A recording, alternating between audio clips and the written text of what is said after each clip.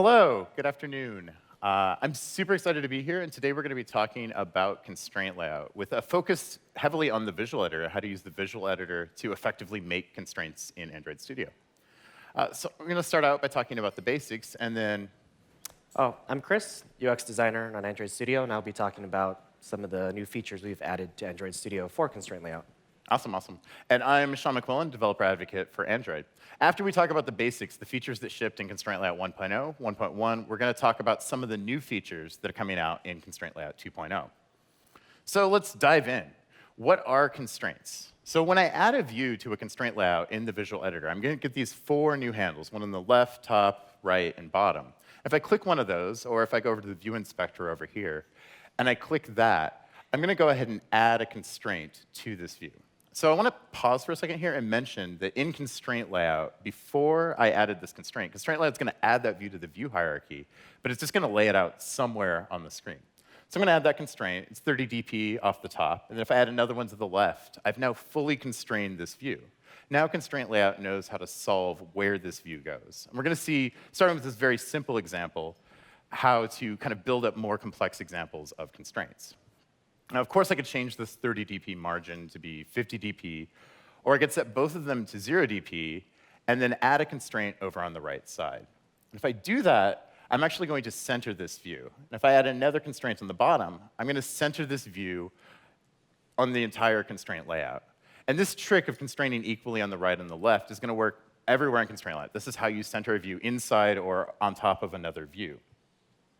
So let's take a look at one more thing I can do with just a single element using constraint layout. So if I look at this slider that's over on the left, it starts at 50 when I've constrained the top and the bottom like this. And I can change that. I can change it up to 25. And when I do that, instead of centering it exactly, it's going to introduce a bias. It's the bias slider. It's going to introduce a bias to the layout. Now it's going to lay that out 25% along the way, 75% along the way. And of course, there's a horizontal slider as well. So let's dive in further into this view inspector and taking a look at what's available in the visual editor. So there's this triple chev going on here inside of this view inspector. And I asked John Hofford about this, and he said that's because it's wrap content, so it's like trying to pull in as hard as it can from both sides. So this is what it's going to show for wrap content. I can change that, of course, to fixed width. That's 100 dp. That's not too exciting. I can also change that to match constraints. So match constraints is a new feature for constraint layout. It's a new way to lay out views. And what it says is take up all of the views, all of the space available by the constraints given. So in this case, I'm constrained off the right and the left, so it's basically the same thing as fill parent. And this is how you would take up the full screen in constraint layout. You wouldn't want to use fill parent in constraint layout. And when I'm in match constraints, I get this really interesting icon here. And I originally thought this was a heartbeat for the longest time. I thought this was like a heartbeat icon. I asked John about this. It turns out that's actually a spring. And on some versions of Android Studios, you get 2 springs, and on some versions, you get 1. So I guess it's more springy for some of us than others. So let's switch this back over to wrap content.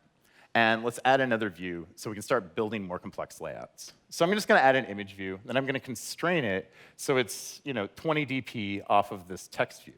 Then I'm going to constrain it on the right. And it does what we'd expect, right? It's going to go ahead and move that image view so it's 20 dp off the left, and the ends are aligned. Now I'm going to add another constraint over on the right, and we'll see that this image view is going to center itself. And so here we can see this centering trick that we did for the whole screen. We can do this on another view as well. Now, I want to change the width of this view from wrap content to match constraints. And this time, instead of match constraints, meaning it's going to take the whole screen, it's going to take the width of this text view. Whatever size that text view is, this image view is going to try to match that constraint as well. And when I do that, this new control shows up in the visual editor.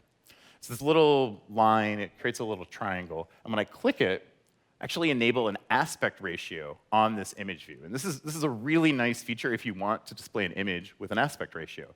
Images, when we get them from designers or from the web, they come in whatever aspect ratio, and our designer always wants them to be 1:1 or 2:1 or 16:9. You're laughing because you're a designer. And It's my fault, sorry.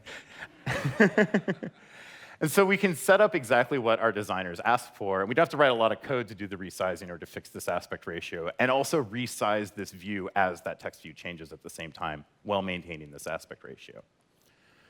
Now, if I set this aspect ratio to 3 to 1, I kind of introduce these conflicting constraints here. I've set one aspect ratio that says, I'd like this to be 3 to 1 aspect ratio, or one constraint, 3 to 1 aspect ratio. And then another constraint saying this can be no wider than this text box. And ConstraintLayout has to solve both of these at the same time, and it's going to choose to use the constraints from the text box above the aspect ratio. I can free up another dimension for ConstraintLayout to solve. So if I change the height to be matched constraints, it's capable of resizing both dimensions. So now it can set the 3 to 1 aspect ratio by making this image view less tall. So that's all we can do with just a single element or two elements. Let's add a little bit more of a complex view and talk about how to lay things out with more features from ConstraintLayout. So my designer just sent me this lovely email form. Thank you. And so I want to pause for a second and mention this is a talk about ConstraintLayout. This is not a talk about how to design login forms. I did one of those earlier today. Please don't copy this login form. There's many problems. But we can see here there's a couple things going on. The labels are right aligned to some sort of invisible line in the center of the screen. The edit texts appear to be left aligned to that same line. And then the login and new account button are kind of hanging off, and they appear to be aligned to the edit text right. And then at the same time, email and password appear to be vertically centered on the screen. And we're going to try to do all of those things in ConstraintLayout. So before we do that, how are we going to lay out those text views, right? We have the email text, and then we have the email edit text. We could align like the top of the text view to the top of the text view, or the bottom of the text view to the bottom of the edit text. That would actually be incorrect. And if we take a look at how fonts work, just dive into fonts for a second and look at font metrics. We have a bunch of them. We have this baseline at the bottom, which in English and most languages, almost everything sits on. Then at the very top, we have the ascender line, which nothing goes above. And then out at the bottom, that dashed line is the descender line. And it turns out that the metric that really matters is this baseline. And if we line out two texts that have completely different fonts next to each other along the baseline, that creates a single line of text for our eyes, and it allows us to read it as a coherent unit. So we want to do that in ConstraintLayout. So if I select this email label, I'm going to get this control in ConstraintLayout. It looks like this. I've enlarged it substantially so you can see it. And when I click it, I get my favorite control in all of Android Studio. It actually blinks in the editor, and I call it the green glowing orb of baseline. So we can go over to the edit text and click that same thing, and now we can drag from one baseline to the other and create a constraint saying these text views should have the same baseline. And we'll do that for all of the other text views on the screen here. In order to set up all the baseline alignments. And when you line up text next to text, you almost always want to use the baseline. That's the correct way to do it all the time, especially in ConstraintLayout. So now let's go ahead and put that login button on the screen as well. So the login button has to be constrained off this edit text, and then it's also going to get constrained on the right side. Then let's figure out how to do this centering, right? The email and password is vertically centered on the screen. How am I going to do that? So we've been doing this thing where we put a constraint on both sides of a view and it centers. So let's try to do that. So I'm going to put a constraint from email up to the top of the screen. It's going to pull stuff up to the top, from password down to the bottom of the screen, and it's going to pull stuff down to the bottom. And so far, this makes sense. Now, I guess I'm going to have to add a constraint from password to email, right? Because I want these things to go back together.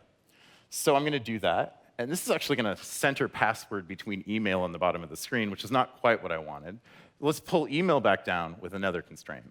And when I do that, I'm actually going to solve this problem like a little bit differently than how I did before. This introduces what's called a chain in ConstraintLayout, and it's going to solve it with the chain solver.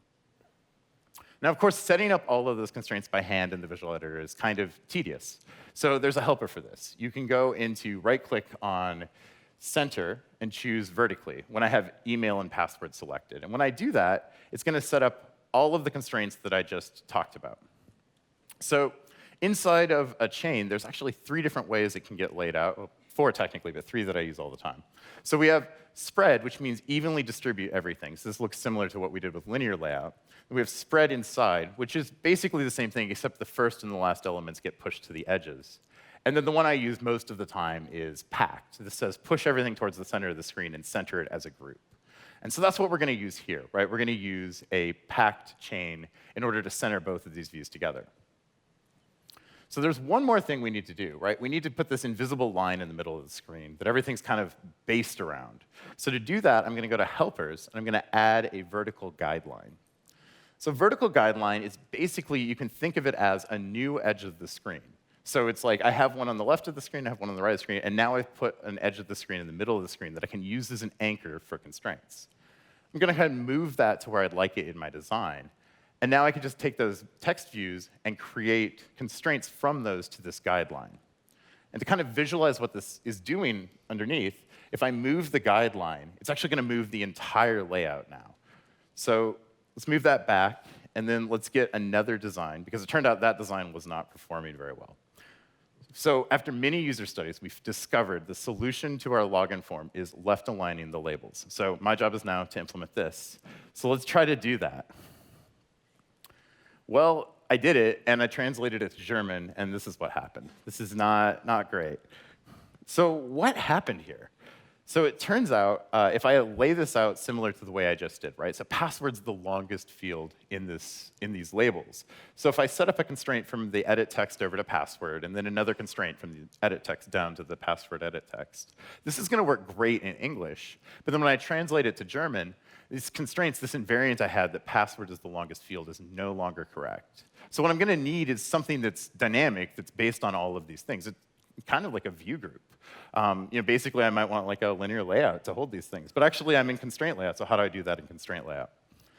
Well, it turns out there's another helper, and we're going to use that now. So if we go into helpers, and we use add vertical barrier, this allows you to add a barrier to the screen. What a barrier is it's kind of like a view group. In fact, it's actually called a group in code. So we can open up the component tree, select our email and password, and drag that down to be inside of our barrier. Now, it's not actually a view group. It's just a view that's added to the screen. It's positioned on one side or the other of all of the views that are inside of it. Right, by default, it's on the left, but if I open up the attributes pane and scroll down to the bottom, I'm going to find a barrier direction, which I can set to the end. And now that I've done that, I'm going to set up my constraints and then translate my English over to German, and everything's going to relay out and do exactly what I expected. So that's really it. That's all of the features in Constraint Layout 1.0 and Constraint Layout 1.1. So now I'm going to pass it over to Chris, who's going to talk more about more tricks that can be used to use the visual editor to build constraints. Cool. Thanks, Sean. So with Constraint Layout, we've over time introduced many concepts. And so we started with the basics, which is just constraints, margins, baselines, and chains. But over 1.1 and 2.0 alpha, we've introduced things like guidelines and barriers and groups, and then there's many more helpers to come. And then, of course, there's motion layout. But one thing that we've heard consistently is that as we've added more concepts and the layouts have become more complex, it's actually become increasingly harder to manage all of these with Constraint Layout. And so what I'm here to tell you today is that we've actually been improving a lot of this in the visual editor in Android Studio. And so the 4 areas I'll talk about are creating constraints and how we improve that, also some new view options we added to the design surface, and then some tricks around zooming and panning, which are super useful when you're dealing with Constraint Layout, and then, of course, using sample data, which we introduced back in 3.2. So creating constraints. So in this case, we have 2 components. It's pretty simple. We have an image view and a text view. And so if we want to center the image view, then we just put one constraint on the top and one on the bottom. But let's take that lovely login form from before. So from a UI perspective, this is actually not too complicated. We just have some labels, we have some inputs, and we have some buttons. But from the constraint point of view, there's actually a lot going on. So we have this guideline in the middle. We have the login button constrained to the bottom and the right of the input. We have the inputs themselves constrained to the guideline. And so because all these components are pretty close to each other, when you're dragging these constraints around in the layout editor, it can actually be pretty challenging to get it right. Yeah, even when I made that slide, I hid half the constraints because it was too busy. Yeah, this is very simplified, actually. So one thing we've done is we've added the ability to add constraints directly with the context menu. So in this case, if you have components that are really close to each other, this makes it a lot more precise and more direct to actually set those constraints. So in this case, and this is available in 3.3 beta as well, so you can try it out today. And so in this case, if we select one component, which we have this lovely cat picture, you can just simply constrain it to the parent. So what does it look like if you have multiple components? So in this case, we have these two text views that are really close to each other. And so I'm not sure if people have tried to create constraints between two text views that almost overlap. It becomes a little painful when you're going from the bottom of one to the top of the other. And so with this new context menu, you can actually just keep the two selected. And then when you open up the context menu, there's now this constraint menu. And so you can actually just see that the two elements that you want to use are there, and then you can easily cascade to the right constraint that you want. And in this case, we're only showing the start and end, and that's because in this case the top and bottom constraints have already been set, so we don't show them. So we can look at another example. So here we want to constrain the location icon to this vertical guideline that's all the way on the left. So if you use the drag and drop method, what you'll notice is that as you drag from the right all the way to the left, you get all these, I guess Sean's favorite little green flashing stuff. A lot of these targets that all show up when you try to create the constraint. And so if you're trying to target some of these smaller things like the following text or the numbers, it actually gets pretty hard when you're trying to do drag and drop with constraint layout.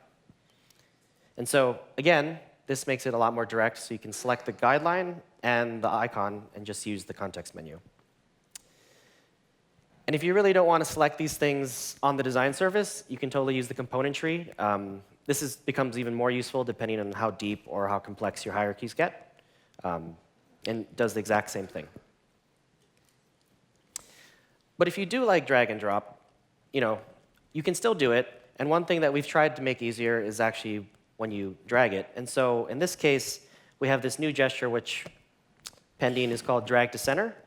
And so I think, as I had mentioned before, as you drag, you now see all these little targets. And so instead of trying to actually target those specific green dots, you can just simply drag to the middle of the thing that you want to actually constrain to.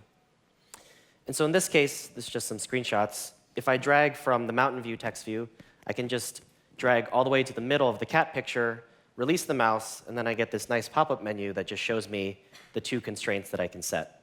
And so in this case, because the mountain view, we're going from the left of the mountain view text view to the cat picture, the two constraints that make sense are actually the left and the right, or start and end. And we actually have this as well, which comes in handy when you have overlapping views. And so this one's pretty simple, but sometimes you have views that you want to hide and show at runtime. And so all you have to do is drag to to the target. And what we'll do is actually figure out which views are under that pixel that you released the mouse, and then show you a context menu accordingly. So if we move on to view options, so the design surface has always had a bunch of view options to take advantage of when you're working with your layouts. So the two I'll talk about specifically are, which we added, is show all constraints and live rendering. So if we go back to our login form, I'm going to reuse this a lot. The constraints are set here, but the thing is, when you're trying to, let's say you're new to this layout and you're trying to actually edit constraints on one of these controls, there's actually a lot going on. And actually, again, this is pretty simplified compared to the normal design surface. And so what we've done in Android Studio 3.3 is we've added this option to show all constraints, but it's actually turned off by default. And so here's a quick video to show you what that looks like. And so what we'll do instead is we only show the constraints on the actively selected component. So this makes it easier to just work with the component that you're actually working with and not be distracted by all the arrows and margins that usually come with the layout. Of course, you can easily turn this back on if you do want to see all the constraints at the same time. And so this is kind of showing you a side-by-side. And so on the left, we have it turned off, and on the right, we have it turned on.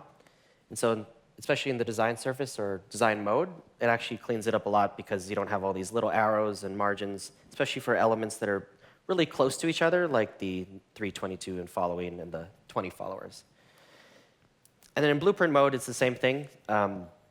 Even though blueprint mode is heavily simplified because we don't render the components, it still gets a little hairy to look at. And so we think this is a good option as well here. The other view option we have is live rendering. So we've actually done live rendering by default in ConstraintLayout for quite some time. Let me go back. Can I go back? Oh. And so it's on by default, but depending on the specs of your machine, it can actually be a little slow. So as you drag around, you might make a mistake, or oftentimes when I've tried to use it, I'll try to create a constraint, and then the button will move way after I drag it. And so that actually causes me to make more mistakes. And so if you turn it off, it's actually much faster as you drag and move things around. You can still see the bounding boxes when you're dragging around, and so you'll know where things end up. The only downside is that it just doesn't render as you drag. And alternatively, you can use blueprint mode. So here we don't do any live rendering. We usually recommend this is the best way to work with constraint layout because you can just focus on the constraints. And so, as a refresher, to set these options, they're in the top left corner under the eyeball. And if you want to switch between design and blueprint mode, that's using the blue layers icon as well. So the other thing I'll talk about is zooming and panning. So you've actually been able to zoom and pan in the layout editor for a while now. And it comes really in handy when you're dealing with constraint layouts, especially when things are really small or when they're really close to each other, overlapping. But what we've done in 3.3 is we've actually changed the keyboard shortcuts to match more of what we expect from the design tools like Photoshop and Sketch. And so to zoom in, you can use Command or Control, depending on what OS you're on, and then the equal sign. So you don't have to actually hit Shift and then the equal sign to get the plus, just hit equals. But if you really want to use Shift, it actually still works. And then with the mouse wheel, you can hold Command or Control and scroll up. And then if you have a trackpad, you can just pinch in to zoom. Then the opposite is for zoom out.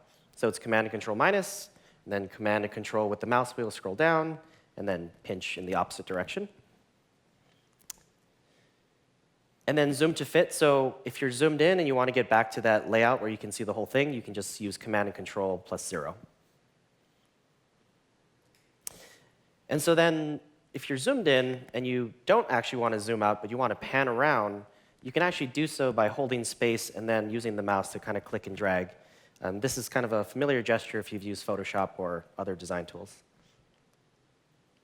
And so the last tip I'll talk about is using sample data. And so with sample data in constraint layout, it's actually easier to preview how your layouts will respond to different content types at runtime. And so we introduced sample data helpers in Android Studio 3.2 to make it easier to work with in the design surface, specifically for image views, text views, and recycler views. But before that, you could use tools attributes in XML, which are still useful, but we just didn't find were as discoverable on the design surface. And so with the image view, we have two sample sets. We have avatars, and we have scenic backgrounds. And so if you want to add your own images to the sample data, you can do so. You just create a sample data directory at the root of your project. And so with sample data and with your image views constrained, you can actually just quickly switch between different types of images and then also set different aspect ratios and constraints so you can quickly see how your layout responds without actually having to run your app.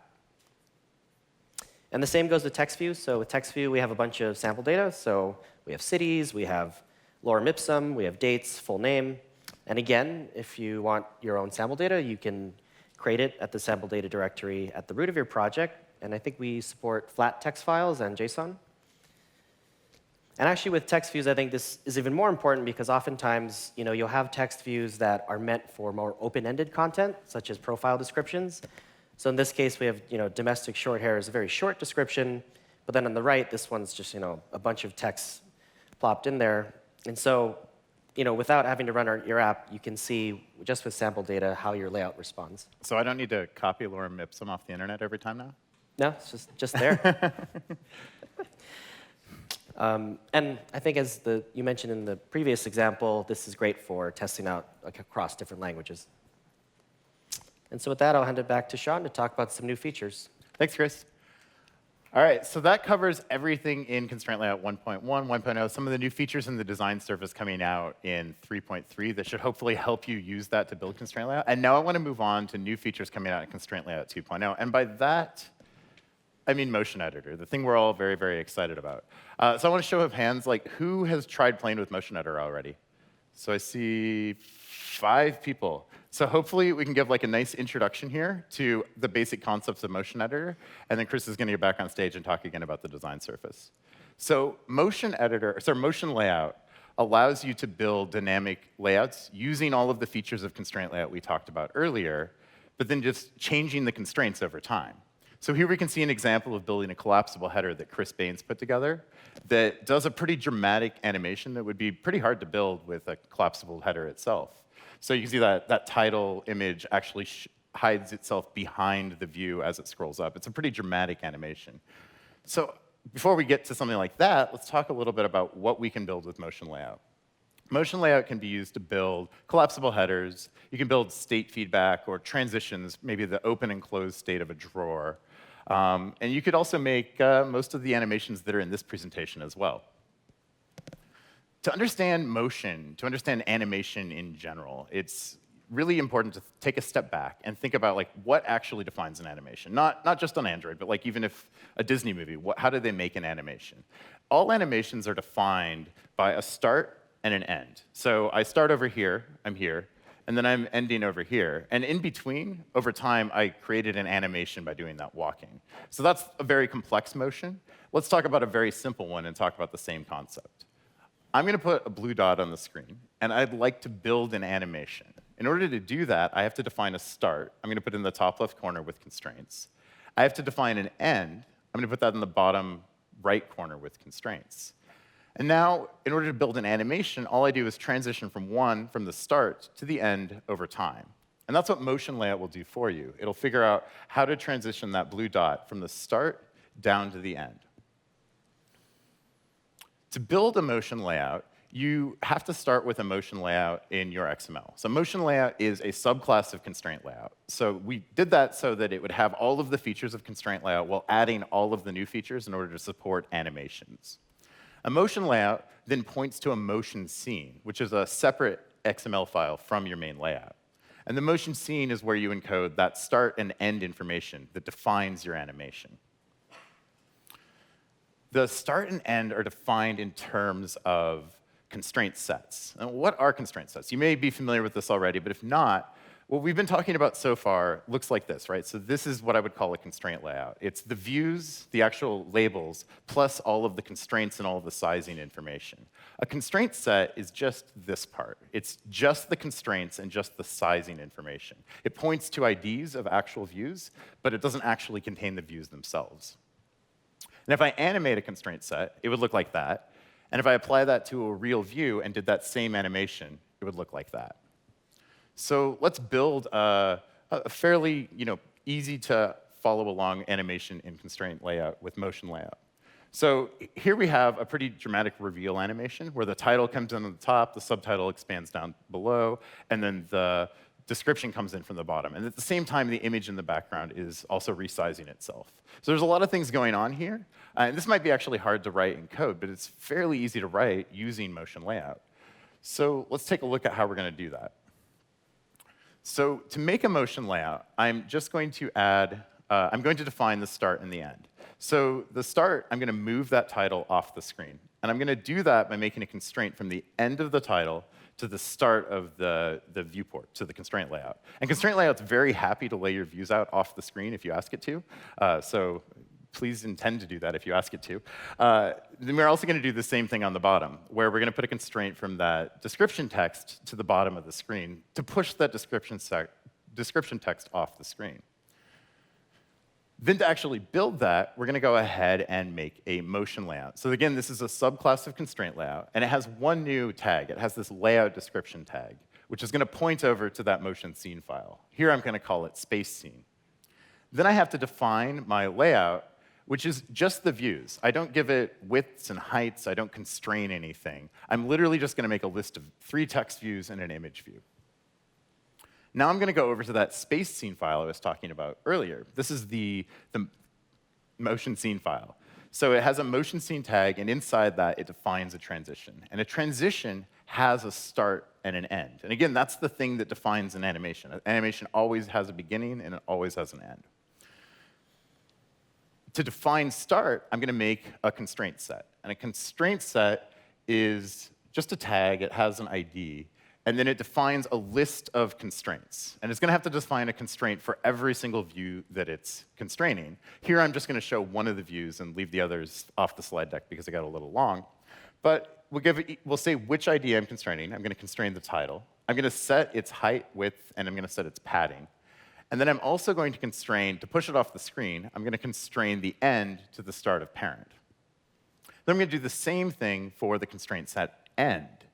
I'm going to just go ahead and make the title view constrain the start to the start of parent. And this brings that title onto the screen. I'm going to do the same thing for all of the other views in this layout as well.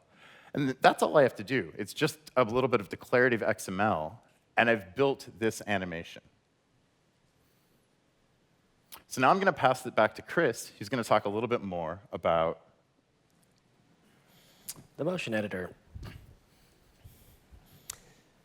So at I/O this year, we gave you a sneak preview of the motion editor when we had announced motion layout.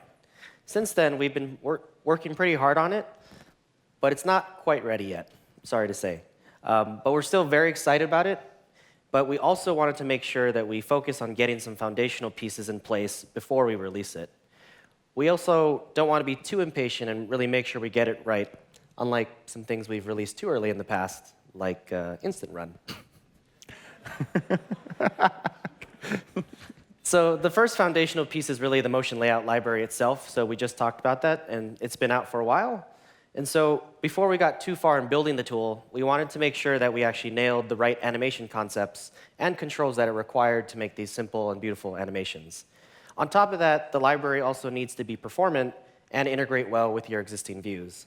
And so John Hofert and Nicholas have been really working hard on the library, and so they love all your feedback and all the really cool demos that have been coming out. So please keep it coming in. Thank you. But the other thing is actually the quality of Android Studio. And so this is the second foundational piece, and it's been the primary focus for us in 3.3 and the upcoming 3.4 release. And so in this case, we've made a lot of performance and interaction improvements to the design surface because it actually has to be able to render animations at 60 frames per second. And also making it easier to work with constraints because one of the biggest prerequisites of motion layout is you have to know how to use constraint layout. And so we think that if we invest in the quality now in the tool, it will actually make the motion editor experience much better in the future. And so with that, I'm here to show you some very early explorations of the motion editor. These are just mock-ups. This is not the build. I'm the designer, remember? So this is all made in Photoshop. Yeah, this is all Photoshop. Of course, we'd love to hear your feedback, so feel free to find me or Sean. And I think John is here as well. We'll be at the speaker QA to talk more about it. So if we take the example from before, where we have the space picture and we have some text views animating in, let's just use that as kind of the context of what we'll see in the motion editor. So what does that actually look like? So here we have a new perspective on the componentry, which for now we're just calling the transitions view. And so for the purpose of the talk, I'm just going to talk about this new view because we think this is the most significant animation part of the new UI. Of course, later on you'll actually have the other views like the property panel and the palette, but we haven't quite figured out the details of how that integrates with this timeline or this transition view, so stay tuned for that. So in this case, we have the start of the transition. And so you can see that the text views are actually off the viewport, but you can see that there's a motion path that goes from outside and then in. We don't actually render the text views outside the viewport today, but that's definitely something that we will need to have for animation because we know that's a very typical animation example to have things fly in. And so if we kind of fast forward through halfway through the transition, so now you can see that the text views have moved about halfway in. And in this case, we have the space image zoom back out, and that's kind of what we intended here. So if we rewind, let's go deeper on what this transition view actually does.